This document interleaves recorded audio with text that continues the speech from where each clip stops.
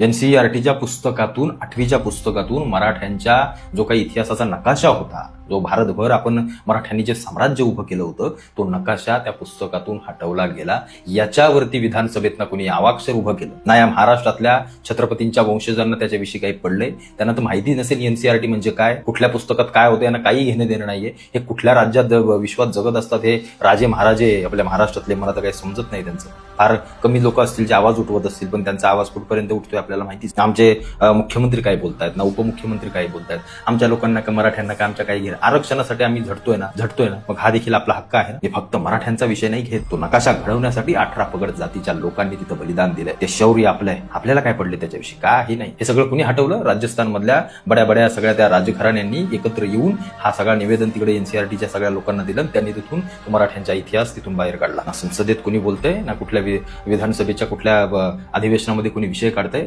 वंशजांना तर काही पडलेलंच नाही. असो, आम्हाला काही घेणं देणंच नाही.